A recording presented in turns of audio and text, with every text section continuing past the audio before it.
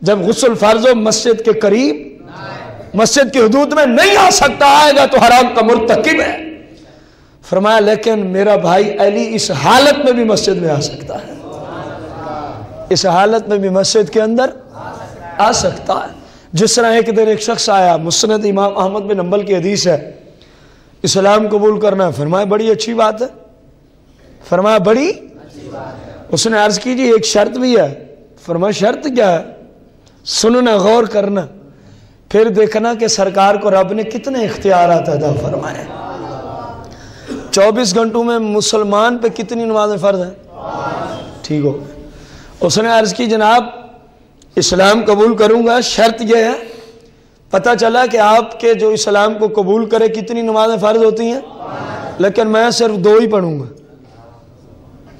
اب پوری دنیا کے مفتی بیٹھ جائے نا ایک جگہ اور اس طرح کا کوئی سائل آ جائے آج، تو سارے کے سارے ہاتھ جوڑیں گے جی ہم پھر تجھے اسلام کے اندر داخل کر سکتے، کیونکہ ہم تو تیری شرط کوئی پورا نہیں کر سکتے۔ پوری کائنات کے شیوخ بیٹھ جائیں یہ بات کر سکتے، کیونکہ ہم ہیں مجبور محض، جو آ گیا اسلام وہی آگے پہنچا دیا۔ لیکن یہ بارگاہ تو وہ ہے جس طرح زبان ہل جائے رب اسی کو شریعت بنا دیتا ہے، رب اسی کو شریعت بنا دیتا ہے۔ سرکار نے فرمایا یہ اچھی بات نہیں ہے جو تو کر رہا ہے، 5 ہی بندہ پڑھے تو اچھی بات ہوتی ہے۔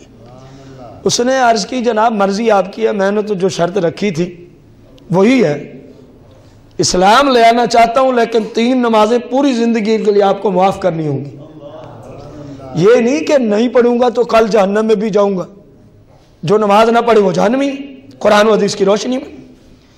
وہ کہہ رہا ہے جی میں پڑھوں گا 2، آپ گارنٹی دیں ادا 5 ہونی چاہیے۔ مجھ سے کوئی یہ نہ پوچھے کہ فلاں دن 3 نمازیں چھوڑ دی تھی، میں پوری زندگی کے لیے آپ سے عرض کر رہا ہوں، ایک دن کے لیے بھی نہیں، پوری زندگی کے لیے۔ اور اس حدیث کے ساتھ لکھا ہے، لائبریری میں مسند امام احمد بن حنبل موجود ہے، ھذا حدیث صحیح، لکھا ہے کہ یہ حدیث اپنی سند کے اعتبار سے درست ہے اور ٹھیک ہے۔ سرکار نے دیکھا یہ ٹلتا نہیں اپنی شرط سے، تو اب میں نے کہا نا کہ جس طرح زبان ہل جائے رب اسی کو کیا بنا دیتا ہے۔ حالانکہ اللہ نے قرآن میں کتنی نمازیں فرض کی ہیں، وہ اس بندے پہ بھی ہیں کہ نہیں ہیں جو آیا ہوا تھا، کیونکہ قرآن نے تمام مسلمانوں پہ 5 فرض کی۔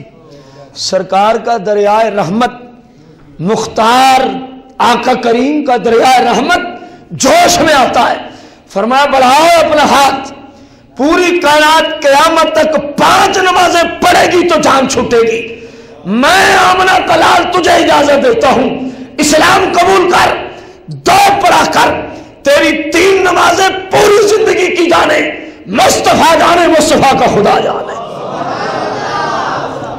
مصطفیٰ جانے اور مصطفیٰ کا فرمایا میں نے تجھے معاف کر دی۔ چلو سرکار آ گئے تھے دریائے رحمت جوش میں، تو جبریل کی ڈیوٹی کیا ہے؟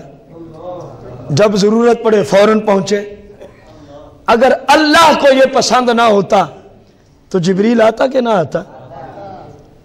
اے محبوب ہم نے تو آپ کو بھیجا ہے لوگوں کو نماز کی تبلیغ کرنا، یہ تھوڑی کہا کہ 3 معاف کرتے جاؤ۔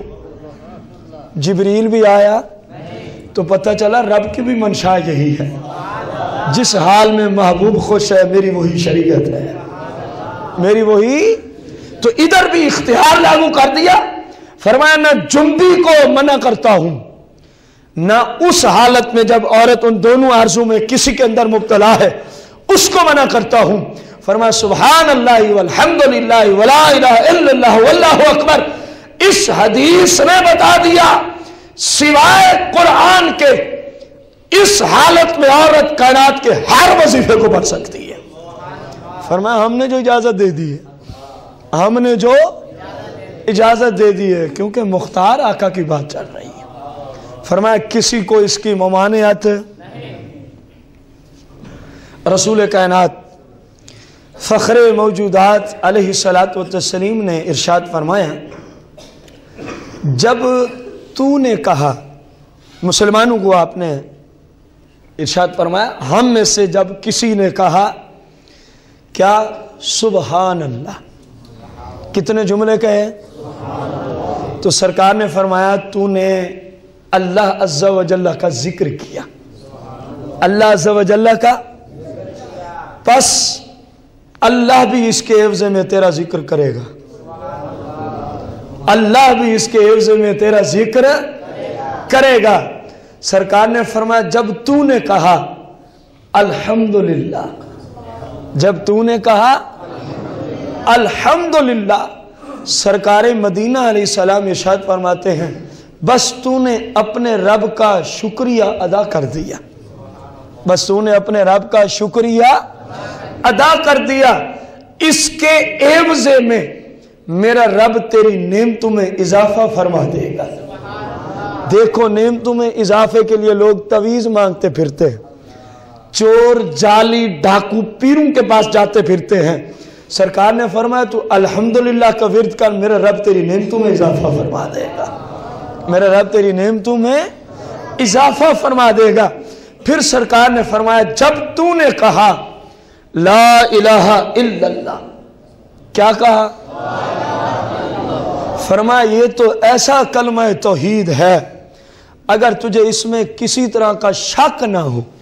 الحمدللہ مسلمان کو اللہ کی توحید میں کوئی شک نہیں، ہم سب کا ایمان ہے اور پوری کائنات کے مسلمانوں کا یہ ایمان ہے کہ اللہ وحدہ، اللہ وحدہ، اللہ کے محبوب نے فرمایا جب تو نے اس عقیدے کے ساتھ کہہ دیا لا الہ،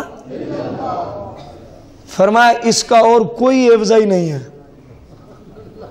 اس کا اور کوئی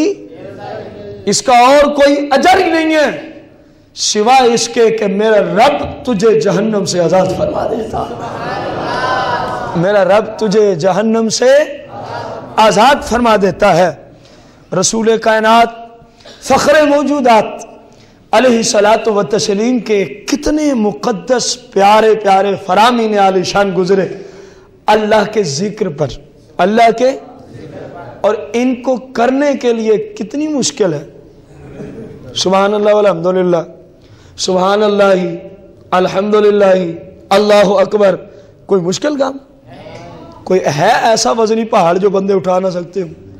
لیکن کیا ہے ہماری زبانیں ذکر میں تر نظر نہیں آتی، آخر وجہ کیا ہے؟ چلتے پھرتے بھی ہم پڑھ سکتے ہیں، جہاں چغلیاں غیبتیں لوگوں کو گالیاں نکالتے ہیں، نہ جانے کیا کیا بہتان تراشیاں کرتے ہیں، وہیں چپ کر کے اللہ کا ذکر کیوں نہ کیا جائے؟ صرف اپنے آپ کو سمجھانے والی بات ہے نا۔ سرکار کی بارگاہ قدسیہ میں ایک شخص آتا ہے صحابی، عرض کی یا رسول اللہ سر سے لے کر پاؤں تک میرے جسم میں اللہ نے بہت سارے اعضاء پیدا فرمائے، ان میں سے کون سا ایسا عضو ہے جس کی وجہ سے آپ زیادہ خوف کرتے ہیں کہ بندہ اس عضو کی وجہ سے جہنم کو چلا جائے گا؟ آخذ بلسانہ، سرکار نے اس کے سامنے اپنی زبان مبارک کو اپنے ہاتھ میں لیا، فرمایا یہ زبان ہے، قیامت کے دن فرمایا لوگ اس زبان کے غلط استعمال کی وجہ سے جہنم سے پل سے گزرتے ہوئے پل صراط سے جہنم میں کٹ کٹ کے گر رہے ہوں، اس زبان کے غلط۔ فرمایا تو اس کو اگر کنٹرول کر لینا تو تیرا سارا جسم ہی اس کے پیچھے چل پڑے گا۔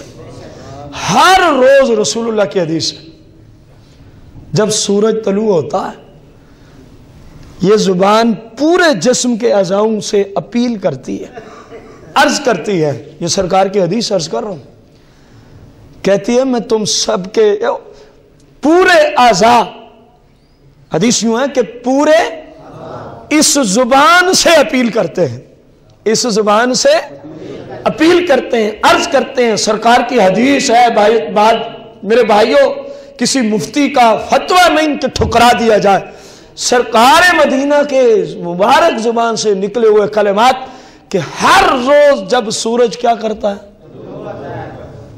طلوع ہوتا ہے تو تمام اعضاء کس کو کہتے ہیں کہ ہم تیرے تابع ہیں، اگر تو ٹھیک ہو جائے تو ہم تیرے ساتھ ٹھیک ہو جائیں گے۔ میں جو بات عرض کر رہا تھا، بجائے چغلی کے، بجائے غیبت کے، بجائے کسی کو گالی نکالنے کے، بندہ اپنا سکون سے ان میں سے کوئی جملہ ہی پڑھتا رہے، سبحان اللہ الحمدللہ اللہ اکبر سبحان اللہ والحمدللہ ولا الہ الا اللہ واللہ اکبر.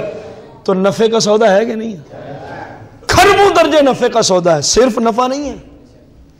تو کیا خیال ہے پھر آج سے ذہن بنانا لیں کہ جو زبان کا غلط استعمال ہوا اللہ کی جناب سے توبہ کر لیتے. یا اللہ بھولے سے جان بوجھ کر جس طرح بھی ہم سے زبان کا کیا ہو گیا غلط، تیری بارگاہ سے سابقہ اس گناہ کی بالخصوص بالعموم تمامی گناہوں کی ہم تیری بارگاہ میں توبہ کرتے ہیں. کہہ تو دیں ہم تیری بارگاہ میں مالک ہمیں معاف کر دے. آئندہ خصوصاً زبان پر ذکر اذکار کو بس پڑھتے ہی رہنے کی توفیق عطا فرما دے. ذکر اذکار کو بس پڑھتے ہی رہنے کی. انشاءاللہ آپ اس کی تیسری قسم میں سماعت فرمائیں گے کہ ایک دفعہ سبحان اللہ کہنا، ایک دفعہ الحمدللہ کہنا، ایک دفعہ اللہ اکبر کہنا اتنا عظیم اجر ہے، عظیم اجر ہے. آپ میں سے کوئی ایسا ہے جو احد پہاڑ جو مدینہ شریف میں ہے اس کے وزن کے برابر 1 سیکنڈ سے 2 سیکنڈ کے درمیانی وقفے میں اس کے وزن کے برابر سونا لے اور اللہ کے راستے میں صدقہ کرے؟ ہے کسی کی وجہ؟ اس عنوان کی حدیثیں تیسری قسم میں آ رہی ہیں. سبحان اللہ والحمدللہ کی فضیلت قسط نمبر 3. لیکن یہ اگلے اتوار کو نہیں آئیں گی کیونکہ وہ سرکار بغداد کا عرس مبارک آ رہا ہے. سرکار بغداد کا کیا آ رہا ہے؟ عرس مبارک کے سلسلہ میں انشاءاللہ خصوصی درس شریعت ہوگا. اللہ سے دعا ہے اللہ پاک ہم سب کو سرکار کی شریعت کے مطابق عمل کی توفیق عطا فرمائے. آمین بجاہ النبی الکریم علیہ الصلوۃ والتسلیم. چنین و چنا تمہارے لیے، مکین و مکان ہم آئے یہاں، آقا اٹھیں گی بھی وہاں. زندگی رہی تو مجھے اگلے اتوار یاد کرا دیجئے گا. وقت کیونکہ کافی ہو چکا، اپنے درس کی نوعیت کی طرف نسبت کرتے ہوئے انشاءاللہ آپ کیونکہ امام احمد رضا خان رضی اللہ تعالیٰ عنہ سرکار بغداد کے نائب ہیں، سرکار بغداد کے، تو آپ کے ذکر کے ضمن میں انشاءاللہ اس حوالے سے بھائی عبدالغفار نے بڑا اچھا سوال کیا. آپ کے ذکر کے حوالے سے آپ کے نائب کا بھی ذکر خیر ہو جائے گا امام احمد رضا خان صاحب کا. اللہ ہم سب کو اپنے بزرگوں کی تعلیمات پہ عمل کی توفیق عطا فرمائے. بسم اللہ الرحمن